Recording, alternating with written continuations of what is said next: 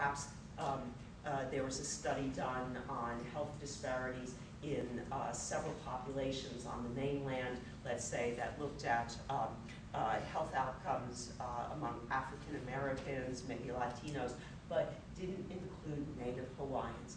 So a population that wasn't included, a limitation in our knowledge, very appropriate language, very appropriate to identify that as a gap in our knowledge. When you're talking about controversies in your particular field, it's, again, it is always going to be tempting when we're talking about a controversy to take a side. And the side is obviously going to be the one that supports our research. You want to avoid that. Background significance shows some objectivity. So I want to go beyond the directions and talk to you about what I would suggest. Again, this is idiosyncratic. It's going to vary from one person to another. But if you would ask me what I feel you should include in your background significance, number one, remind your reviewers what the research problem is that you propose to address. You're thinking, why am I going to remind them? They already know that from the aims and the abstract. But here's what I want you to remember. When a person is reading a grant, they don't tend to read it straight through, beginning to end, like a, like a chapter in a book or something. Typically, when you're reading through a grant, typically you don't even do it in your office. You do it at home. And again, everybody's home life is different. I really want you to understand how people read a grant, because it should have a huge impact on how you write a grant. When you read a grant, as I said, most of us do it at home. It's not what you do during the day when you're meeting with students or faculty or whatever your day job may be, doing your science, taking care of patients. Take that pile of grants, or if you're reading electronically, take it and you're doing it at home. Well, whatever your home life may be, I know some of you have children, they're going to interrupt as you're reading the grant. I read tons of grants. My kids are long since grown. But to replace the grown children, I have a dog. I have a huge dog. I have an old English sheepdog. It's the size of a bear. It's one of the loves of my life. And when this sheepdog comes in and starts pawing that he wants, to go for another walk, and I'm looking at your grant, sheepdog wins. And you guys know, so you all have whatever it is at home that you have. And I doubt you have sheepdogs out here in Hawaii. That'd be sort of tough on the sheepdog. But whatever it is that is part of your daily life, that's what's going to take you away from reading a grant. So you read it in sections, and you always want to remember that, how people read a grant. They don't read it straight through. Don't think that your reviewer is going to remember what you have in specific aims. So I always start again. When I write my background significance, I remind my reviewer, here's the research problem I'm addressing. Then I explain why it's a public health issue and therefore on the NIH agenda. I talk about the studies of other researchers to address these problems.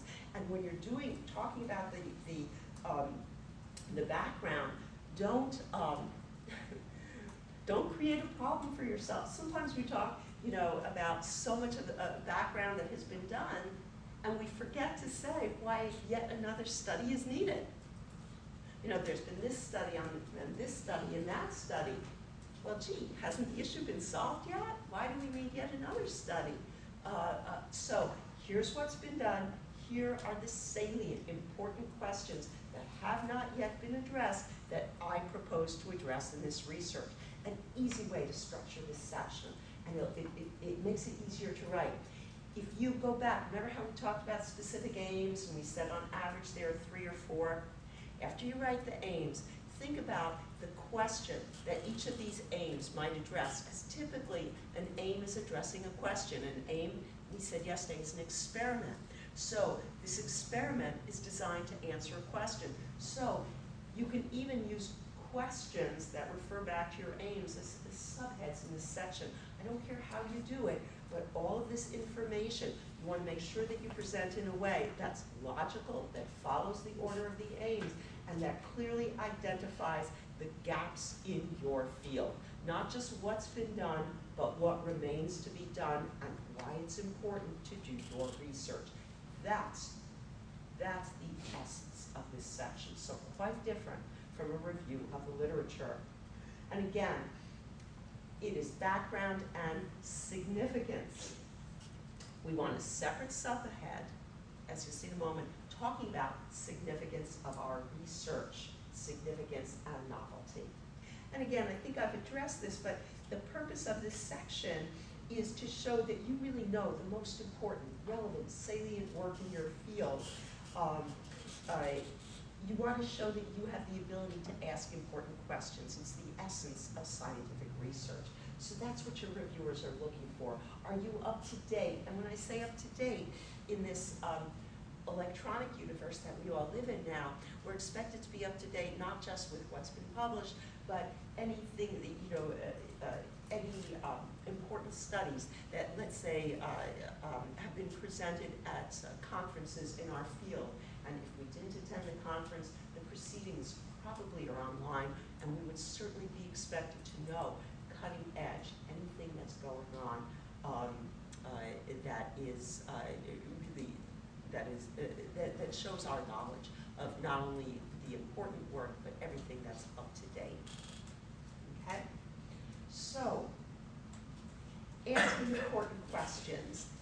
A huge part of this section is showing your ability to ask the important questions that will then move the field forward.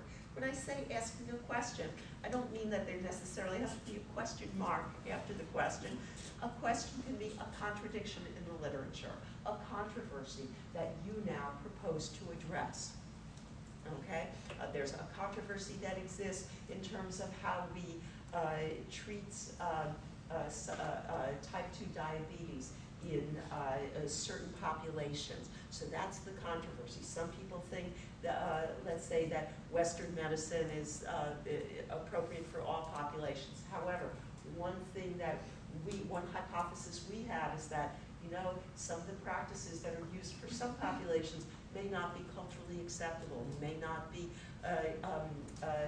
address some of the genetic variability, whatever it may be that you're proposing to do. So, questions, contradictions, controversies. That's what we want to see in the background. Hard part of writing this section is, again, the beginning.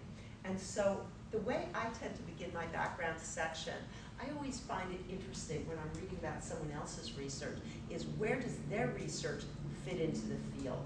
And that is such I think, an interesting and honestly straightforward, in some ways an easy way, but just conceptually, it's an interesting way to start this section. Where does your research fit into the field? So we start with an overview, talking in general terms about what's been done and the place of our research. And again, I'm not going to read it to you, but this is from the same grant that I've been using as an example that I wrote about creating a grant writing workshop for underrepresented minority investigators. And you can see, if you read it at your leisure, that I talked about in general terms what's been done, what measures the NIH has taken, what hasn't been done yet, and where my proposed workshop would fit into the spectrum of this particular field and what's been done already. So, easy way to start. More than an easy way. An interesting way, an appropriate way to start. It is so easy to be overwhelmed by this section. You can look at this section and think, well, how many citations? You're supposed to be up to date, how can I even know every single thing that's been done? You can feel so overwhelmed. So I want to give you some guidelines so you're not overwhelmed. Very, very common questions people have about this section.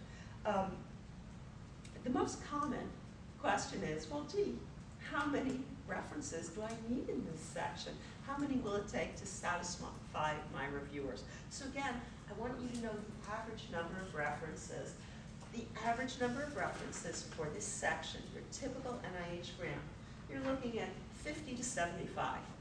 If you're going into an R01, maybe you're going to have even more, but I would say 50 to 75. Be very impressive. Career Development Award, 50. If you have 40, do you have to stay up the night before the grant is due? No, it's a waste of your time. I'm just giving you ballpark guidelines. If you are researching this endlessly, and again, it can be easy to do where you feel like, oh my gosh, I'm sure there's another citation, one more. Once you've hit the relevant, salient